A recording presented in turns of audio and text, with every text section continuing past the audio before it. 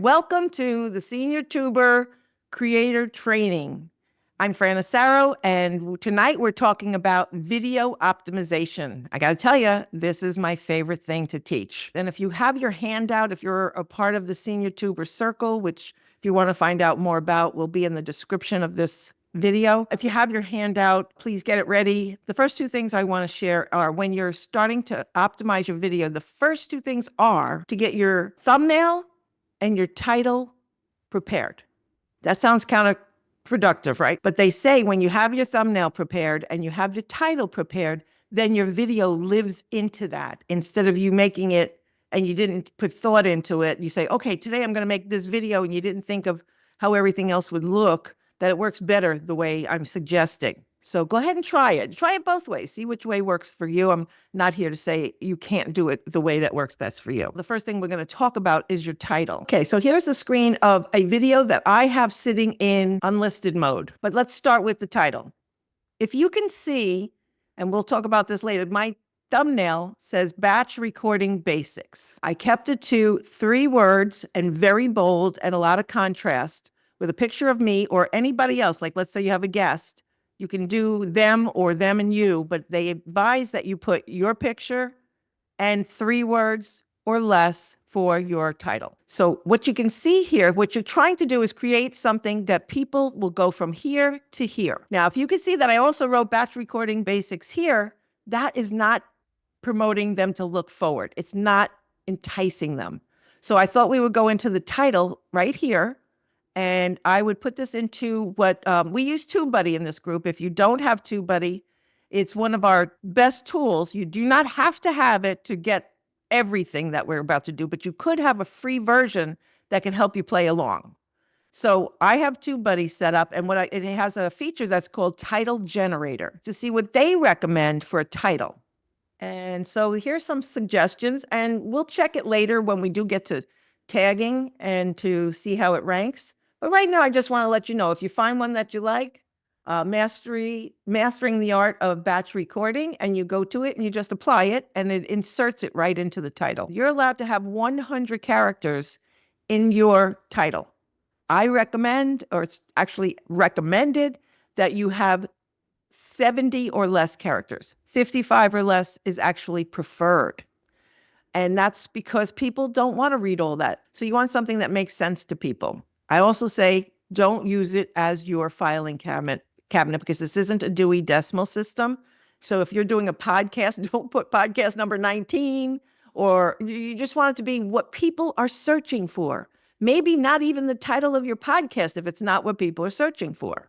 So definitely look at this and say, all right, what are my people searching for? What do they want to know? Now, the description here is also 5,000 characters or less. There's a place where you can use all the characters. I recommend you do. So when I go to do my upload default, I will pull the description from the upload default. If you do not have a TubeBuddy, maybe you only have one upload default, then you can type it in here or copy it in here, or just insert from the default upload default that they have. So I'm going to show you what I do here, and then I'm going to show you the order that I put it in and why. So I'm going to go down here where I can get into my upload defaults, and I'm going to click on the down arrow, and it's going to show me all of my upload defaults, and I'm going to go into my free YouTube training library. And I'm going to click on that, and then I have the option of doing some or all of these inserts that will auto-populate. I already changed my title, so I'm going to take that out. Please remember to take the title out, or you're going to have, let's say you're uploading 4 or 5 videos, they're all going to have the same title. So you want to try to keep your title where you can change it to be specific. And then you hit apply. And while I'm hitting apply, it takes a few seconds, and then all of a sudden you'll see the tags show up and the description show up that I already prepared. Let's just see that going. Also, like I said, you don't need to put everything in. And so if you put everything in except for the tags, you can go back to your upload default and just insert the tags. It's okay. So here you can see the tags uploaded, and here's the description. Since we're on that, we're just going to stay here for now. When I created the upload default, I put in some placeholders. So before I go any further, I want to put in the title verbatim. So I copy the title here, and I paste it here, and that's going to make a difference. Once you put in your title verbatim, the next 2 to 3 lines are going to be your call to action. The whole purpose of these 3 lines, and then the one with the full title, is that people, when they get to see your video, it's going to show a more button, and they're only going to show things before the more button unless your viewer hits the more button. I'll show you what that looks like as soon as I save this. And so we want you to put anything you're asking people to do. So what is a call to action? A CTA is a call to action. And call to action is several different things. You can use a call to action to ask people to subscribe or share or leave a comment or ask a question. You could ask them to go to a link to another video. You could ask them to go to your membership. You could ask them to go to your website, any digital product, the link to a book, the link to your guest's book if you have a podcast. So you can use this with a link attached or just to suggest that they subscribe. You're going to decide how much you need that call to action. Is it one that you've been using? Is it time to share a different one?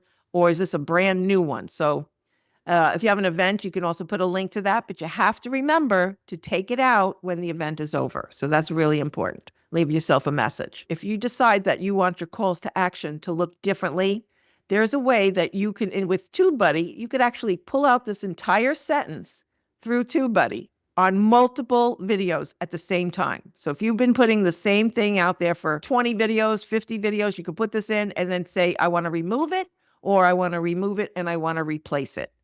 So it's really cool if you do that. Like my link changed for one of my affiliate programs. I put in the old link, I had it search it, and then I just went in there and said, change it to this. And it took seconds to do. Let me see if I can just show this video to you on what it's going to look like before the more button. This video is in unlisted mode right now, so you'll only see certain things when it comes to SEO. So you see right here is a more button. And my call to action has the link that's showing before the link. So all you want to do is make sure that whatever you're asking to do, they could read or click before that more button. Okay, so another thing that you want to maybe have a placeholder for, or at least know if you didn't do the upload default with us, is you want to have any links that you want, people that you affiliate links, or people that you want to give attribution to. If you have their music or any of their artwork or any quotes from them, you want to have a place for that. You want to have a place for your chapters. I leave my chapters usually at the bottom because we'll show you chapters in a little bit. And any affiliate disclaimers if you have an affiliate product that you want to use. Since we went over that already, I just want to say that when you bring in the default, this is where you can make your changes that are specific to your video. You can remove half of this and just make it specific, but it's better to remove it than to not have it and forget. In the future, if you can't see your save button and you just made changes, or if you see a red line around your description, go down here and check why. It means you probably went over your maximum characters and you will not be able to save it, and all your work will be lost. All right, so next we're going to go to the chapters. That's also in the description. There's several ways you can put chapters in, but I want to tell you why you're putting chapters in first. Any video that's over a minute and a half or 2 minutes, let's just say 2-minute videos, you can put chapters in. You can actually do it on less. Why you want chapters is, first of all, it's part of your best practices. But it's also something you can do as a kind gesture to your viewer. So if your viewer's coming, they have no idea what this video is about, they'll be able to go and see your chapters and say, oh, I can just jump here, I could just jump there. But there's a criteria to meet your best practices. And that is that you have to have a minimum of 3 chapters, and they have to be 10 seconds long, minimum. When you follow all your best practices, you start getting more and more SEO points. So if I don't have time to add more, I will just put in those 3 chapters and go back later and add more. So what that looks like, TubeBuddy has a feature where you can add your chapters. You can manually add your chapters when you're watching the video, or there are other programs like Descript, and we'll put the link in there for you to check it out, where that actually does your chapters for you a lot easier than even the TubeBuddy program does. But because I don't have that right in front of me, I'm going to show you what it looks like to get chapters from TubeBuddy. You would click here where you see the blue box, and it's going to show your video, and it's going to show you a red box right under here that's playing. And you see it doesn't have a plus mark until it reaches the 10-second mark. Okay, there it just popped up. That means we hit the 10-second mark. That means our first chapter would actually be here because that's where the introduction goes, right? But what happens here is we use the introduction. It goes here. That's our first beginning of a chapter. Then you play it, and you can't do anything until that plus sign pops up. That means you're at least 10 seconds apart. You could move it faster and just go over here if you want to, and you listen to your video to see what you're saying. And then if this is where I want to do it, I could just stop here and I could hit it, the plus, and it creates another chapter opportunity. So if I did this 3 times, and that's what I'm going to do, I'm going to go do it 3 times just for the sake of this video. And so I'm going to show you what that looks like. And then I'm going to show you how to maximize your chapters in just a second. So if you go add to the video, I want you to show you what it looks like. So it's going to go to the bottom, and that's it. So what does that look like to your people? It becomes clickable. So we go back to the view of the video. Now, remember, they can't get to those chapters unless they click the More button. So right here, you can click on any of these to go to the right place in the video. And your people, it's really good when you have something you're teaching somebody, 8 steps to, or certain things that they've seen before, but they want to find again. It's really important. It actually could increase your watch time hours because people are going to want to say, oh, I want to see that again. And every time they go back, it gives you extra viewing points. So now I'm going to go back and show you about optimizing the channel. I'm not going to go into it too much detail, but I want you to know these chapters, they could be ranked on Google. People could be searching for something and it could show up on Google if you use the keywords from your video. Your video and the chapters can show up on Google. So how do you do that? Is eventually when you start learning how to use keywords, you're going to want to use keywords in your chapters. And so what would that look like? Maybe it could be putting in the title verbatim. That's what it's about anyway. So why say introduction? If I've used a heading or title that would rank really well, why not have it as the introduction into my chapter? And then I could use something else. Instead of using something generic, or here's what happened now, or here's how we did it, put down some of the keywords that you use to describe the video in the introduction. So now we're going to talk about the thumbnail. When you upload a thumbnail and you have TubeBuddy, there's going to be some options for you. If you have just YouTube, it's a little less options for you. You'll just be able to upload a thumbnail or choose a frame from the video. But in this way, you could create the thumbnail if you wanted to. You could either get a still frame, bring in a solid color, and then you could add text on top of it, an image or an existing thumbnail. And that's what I did. I added an existing thumbnail that I created, and you just click here and you go here and upload it. So here's the thing about the thumbnail analyzer. Again, this is a TubeBuddy feature, and you can click on the thumbnail analyzer and it tells you about this thumbnail where people are most likely to be looking. See the red spot here? It's like a heat map, right? And so that's telling you where your people are going to look. And if you want to know more, you could bring in another thumbnail to compare it to. So all you have to do is get another one to drag and drop. I'm picking just anything just so I could show you what it looks like. And let's try this one. This is saying that this thumbnail is 385% better than this one. Pretty good to find out that information before you put up, right? So here I'm thinking I'm doing the greatest thumbnail there is because of what I did, but let's see what the thumbnail analyzer says, because I don't know everything. We started creating playlists when we did the optimizing your channel through the customization tab. Now you have to choose a playlist. So you've created some, or you will create some. So where are you going to put this video? You're going to go into your playlist. You can choose more than one playlist. As you can see, I have them. And if you don't see a playlist that you want to use, you can create one right here. You just create a new playlist or a new podcast, and you could add one.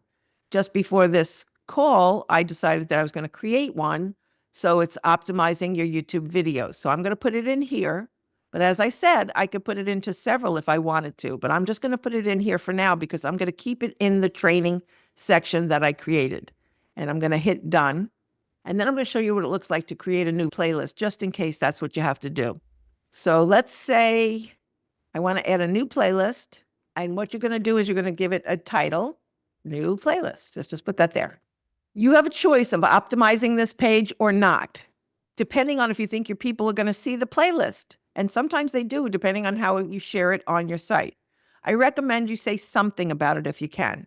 So I might put free training for YouTube creators or for mature creators or whatever I want to say. And unless it's something that you want to keep it private, you would put it into public mode, but you could also keep it in private or unlisted.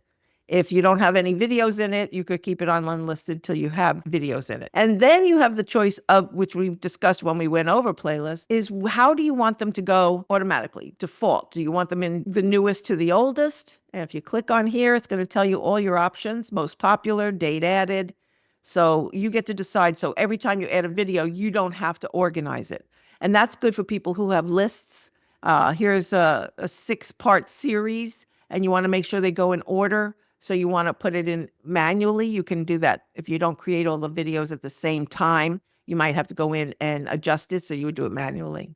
Just real quick, we have a lot in this area, but there's an audience section where you get to answer some of these questions that could not be saved on your upload default. And this particular one talks about, is this video made for kids?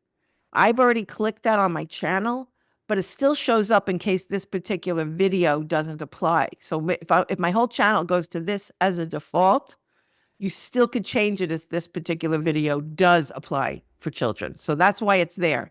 Otherwise, it's going to keep showing up as the no that I put down.